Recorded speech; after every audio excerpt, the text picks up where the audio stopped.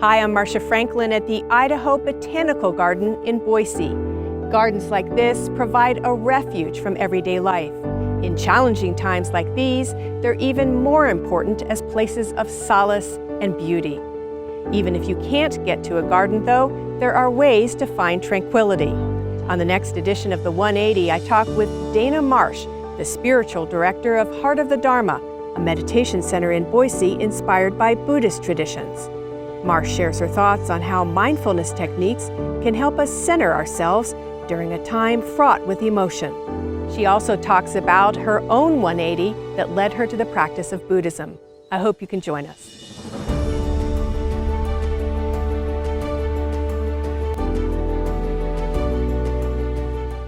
Well, welcome, Dana. Thank you so much for joining me today. I really appreciate it. Oh, it's my pleasure. I'm happy to have this conversation with you. Let's start by explaining a little bit about the figure behind you for people who may be curious. Yes, it's quite a dramatic figure behind me. This is called Prajna Paramita, and this perfection of wisdom is what that means.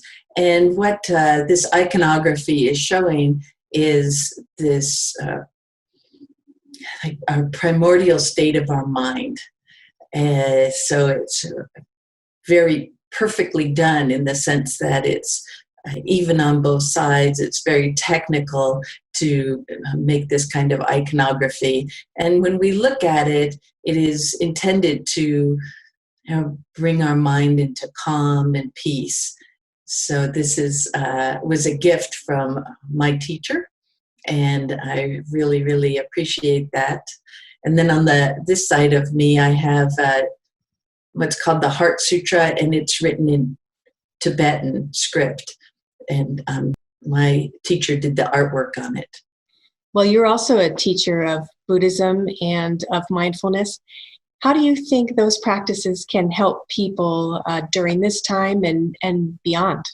Well, first, I want to acknowledge how difficult a time this is for everyone, worldwide. It's really incredible. This is nothing that we have experienced before.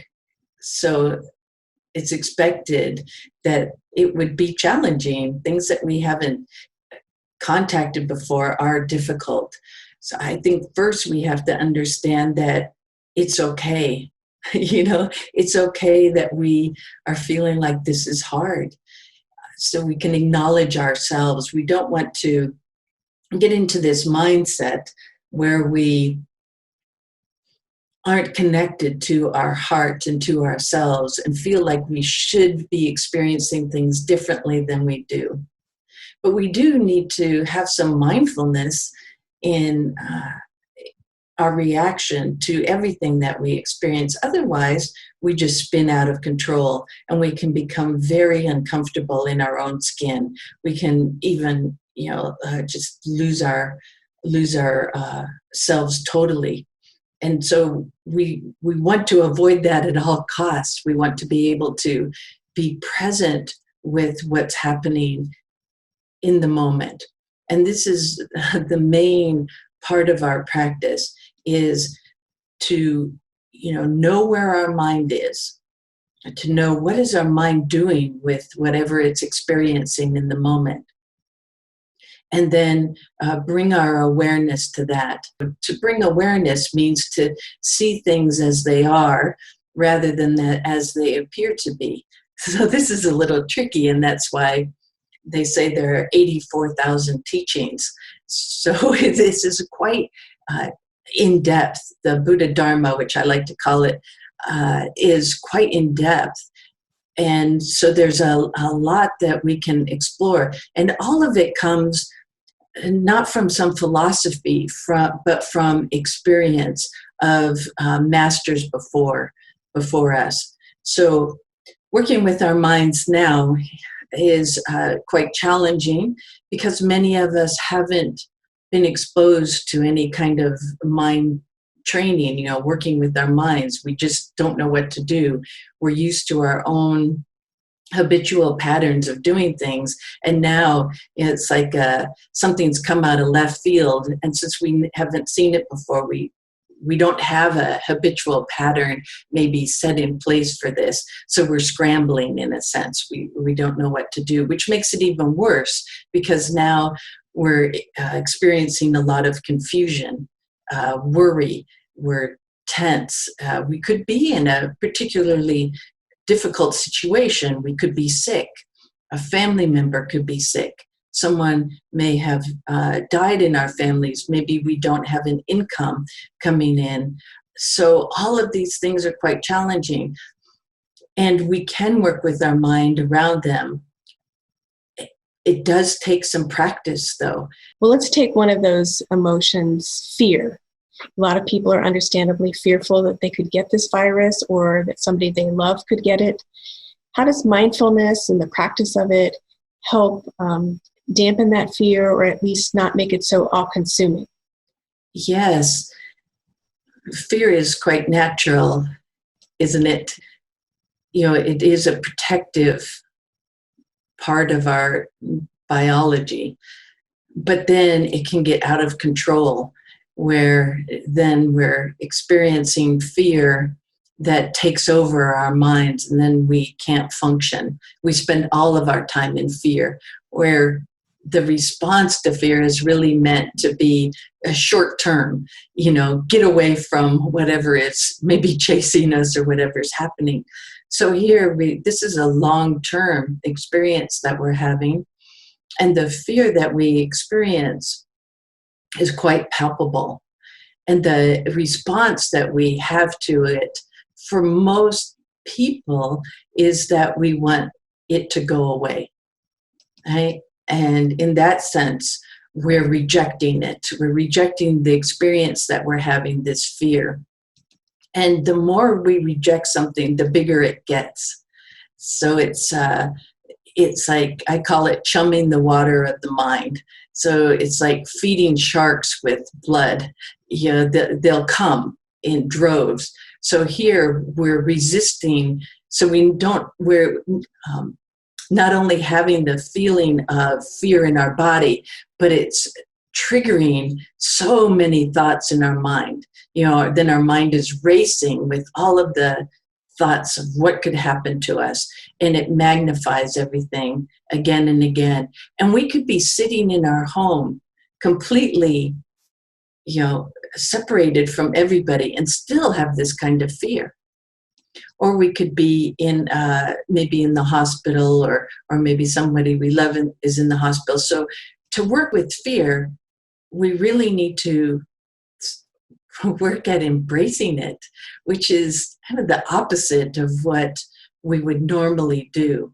We want to run, and when we run from it, fear chases us. It just gets bigger and bigger. So to embrace it, we need to be able to, in a sense, sit with it, to learn how to be with the energy of it, not the mental discourse, not the narrative we have about it, but to be able to sit with the energy of it. If we can sit with the energy of it and not add thought after thought after thought to it, but just sit with it, then it dissipates. Because everything dissipates like this. Happiness does, fear does, anger does, jealousy does, everything does, if we allow things to just arise as they do naturally in our mind based on causes and conditions, and then they'll cease on their own, as long as we don't feed it. So if our family member, let's say, has died in the hospital, of course grief will arise, sadness will arise. Can we be with that sadness? This is not about separating ourselves from life. It's not about making life different than it is. It's actually about diving completely into life. Not our story about life, but life as it is. So we're going to experience this grief. We have to be right where we're at and deal with where we're at in the moment.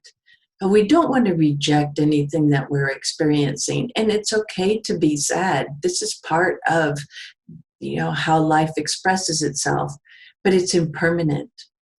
Many of us have experienced these sad situations, the death of a loved one, and it may not be, where we couldn't see them. But for example, I was out of the country when my sister died, and I didn't get to see her, and her body was cremated. And so I saw her prior to that, but I didn't get to see her, at that time. So we can't have our mind filled with what could have been, what should have been, but it doesn't help us. If we sit with all of these expectations about how it should have been, then we're really not engaged with the reality of how it is. So we can grieve the loss of our loved one, but not cling to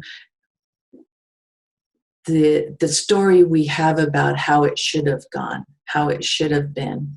If we can stay with reality, how it's presenting itself, our suffering will be abated much more quickly. Like, I know some people are angry with other people about not wearing masks, and that anger is coming out of fear. There's a fearfulness, and so it's being expressed as anger, and then if people can let it totally take over their minds, and that appears to be what has happened in many cases. Like this man who shot somebody because he was asked to wear a mask, that is, for whatever reason, his mind could not handle that. So that's why it's very important to practice consistently, so we train our mind. We develop a mind that just falls into that direction naturally. Rather than falling towards anger, it might fall towards compassion and love. Could you talk about the importance of meditation in training the mind to work with these various concerns and issues? What meditation does several things. First of all, we relax our mind. Our mind is full of activity all the time.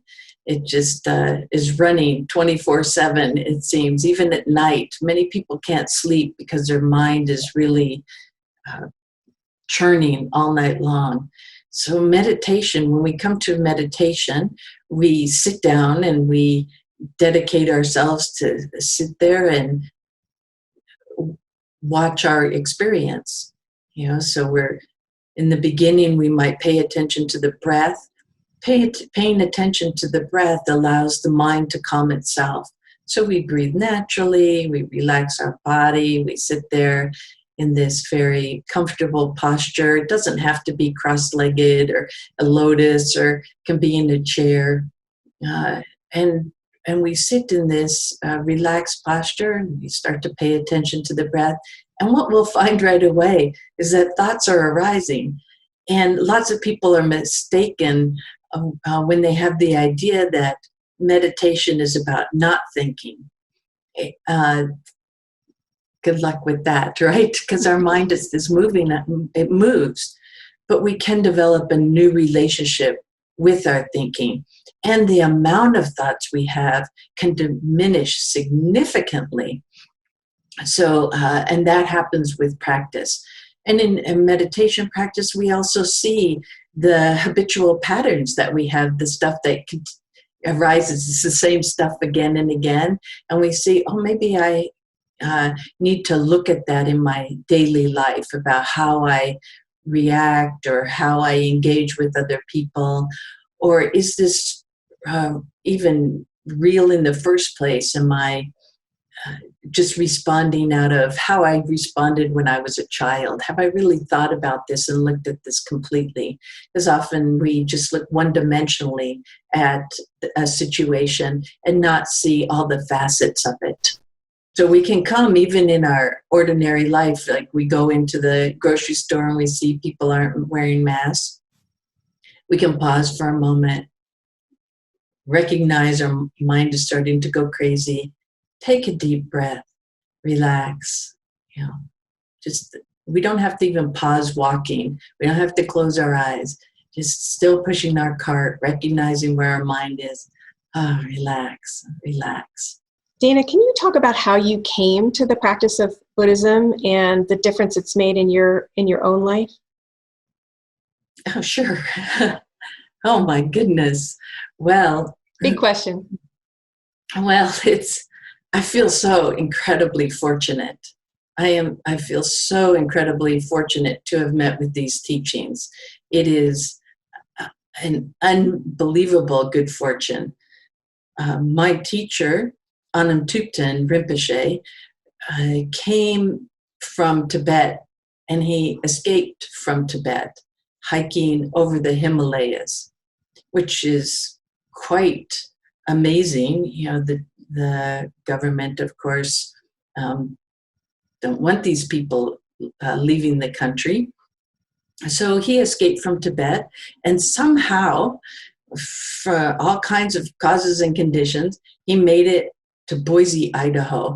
So he lives in California, but he made it to Boise, Idaho for teaching. Somebody that knew him previously had moved here, and she invited him. And it just so happened that she invited him to teach in a dojo that I was doing Aikido in this particular dojo. And the teacher said, "Oh, you should all come." So I think most of us came to hear him talk. And in the midst of his teachings, I just knew right away, oh my gosh, these teachings are going to help me. This is totally what I need. And I had been searching for help. Growing up, I was a very sensitive child. My feelings got hurt very easily. My parents tell me I spent a lot of time pouting, which is probably true. So I really didn't know how to deal with negative things that happened or negative things that were said to me, or I didn't know how to, once they were said and I was upset, I didn't know how to come back into the situation. It just took me a long time. So that kept going through, years into my adulthood. I didn't literally pout, but life was a little more challenging than I wanted it to be. So I was reading a lot of self-help books, and I think I read a good portion of what was on the shelf in Barnes and Noble. And yes, some of these things helped for a little bit, but then there was a new thing, and I just couldn't bring it all together. And then one of my friends told me, a police officer, that I used to work at Mountain Cove, at the alternative high school, and I told him, I'm going to take kickboxing, because I thought, well, if I can't handle this, I'm just going to kick butt and take names. That was kind of the attitude. He says, I think there's something you'd really like. And he introduced me to Aikido and this particular dojo. So I was going there and learning this martial art. And this then, meeting Anam Thupten, it was just completely transformed how I could respond to life. And of course, it was over time. I would write him, I would go to his teachings, I'd try to incorporate them, I would take his suggestions. The Buddha said that he's like a physician, and he can give the medicine for the ailment, but it's up to us to take it. So, and essentially, I just spent a lot of time learning from my teacher. And eventually, he asked me to teach. And so I said yes. And then we worked on that a bit together. And then I started teaching. He ordained me to teach in 2007. And I've been teaching ever since. This series I'm calling the 180, because it's about people who've made a 180 in their life, which some people think, oh, that's bad. You have to backtrack. It's a U-turn. But in my view, you can learn a lot from looking behind you, right? And I'm wondering how this experience of coming to Buddhism was a 180 for you. How has it changed your life? What's different? Oh gosh. How I deal with adversity is different. How I deal with myself, how I see myself is different. So it's quite a 180. It started to unfold a few years after I started the practice. I really started to see some things about how I was looking at the world. At one point, I just had this experience. In fact, speaking of the Dalai Lama, I went to see him in New York sometime after 9/11 and hear his teachings. And there was a mandala, a sand mandala. And so I was in there looking at that, and it's a depiction of, the sacred universe, we could call it. A very short, inadequate description, but we'll use that.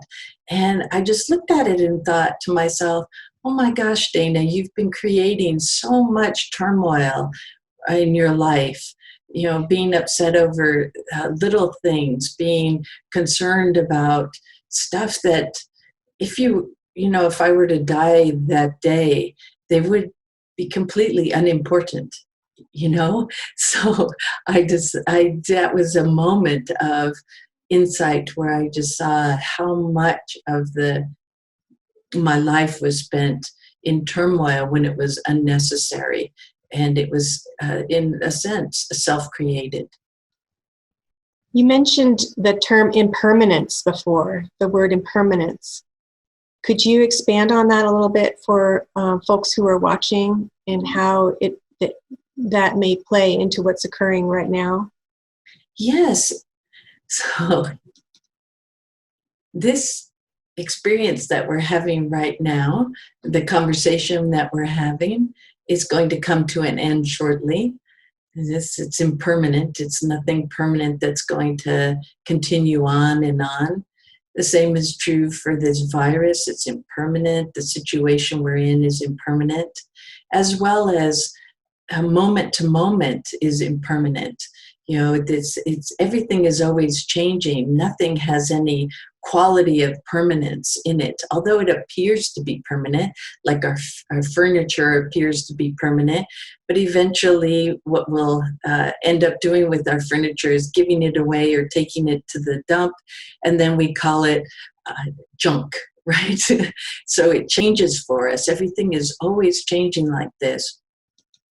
The problem is we're not relating to life in seeing its impermanence, like really seeing it, how it responds in our everyday life. Because everything is impermanent, there's really no reason to attach to things that are going to leave us. Even our body is impermanent, our relationships are impermanent. All of it's impermanent. Our children, our relationship with them is ever changing. I remember crying when my child turned 3 months old, like 6 months old, and then when they went to kindergarten, it's like, everything changes. So if we're not in tune with that, we're always wanting the world to be different than it is, but the world is as it is, and then we're in conflict, and it's like a rug burn of the mind. We're always causing some pain for ourselves that's unnecessary.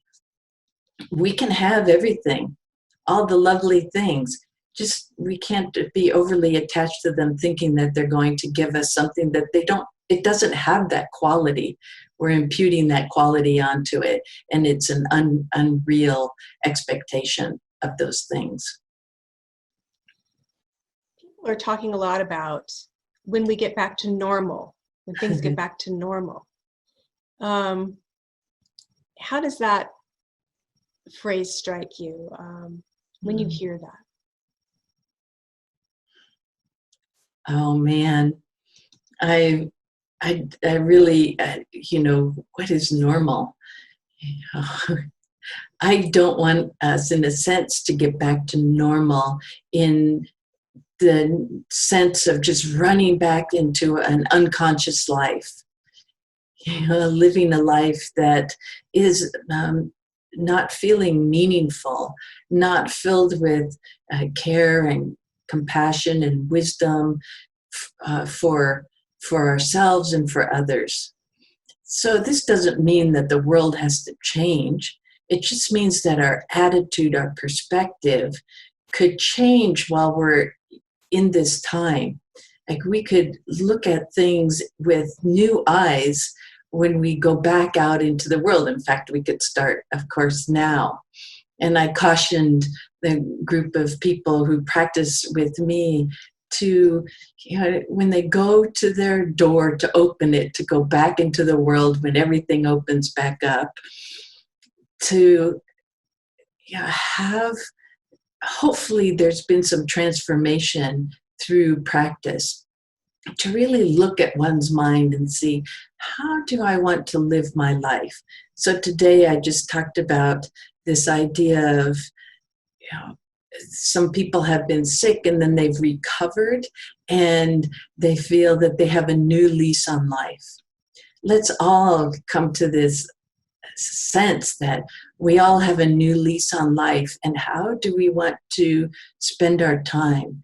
What kind of world do we want to live in? And it's not beyond us to create that kind of world. It just takes a number of people to have a mind that wants to live in harmony, to have peacefulness, and to find compassion in one's heart. So it does sound like it's quite unattainable, but there are societies wherein this does happen, and there are beings that have been working on this and work on this all the time, and we run into them and we're like, oh, you're so nice to be around. It's so nice to have somebody, they don't have to be Buddhist, they can be of any religion, but somebody who is filled with care and compassion towards others, it changes us when we're around them. It makes us feel cared for and loved. And if we can be those people, wouldn't that be such a marvelous thing? So I hope in that sense, we don't go back to just the ordinary mind. We have a very extraordinary world. It's quite beautiful and amazing, and we're extraordinary beings. And with a mind that is positive, we can transform ourselves and find happiness within ourselves, and hopefully benefit others through our practices and our determination and our intention. Well, thank you, Dana, for taking time to talk with me. We are speaking on Mother's Day. You are a mother, and so happy Mother's Day to you. Thank you. Thank you so much. I appreciate you taking the time. And your Sangha, or where people practice, is called the Heart of the Dharma. Here in Boise, we'll put that information in the description. So thank you very much, and stay healthy. Thank you so much, and may you stay healthy, and may everyone stay healthy and have good fortune. May we come out of this stronger than we were before.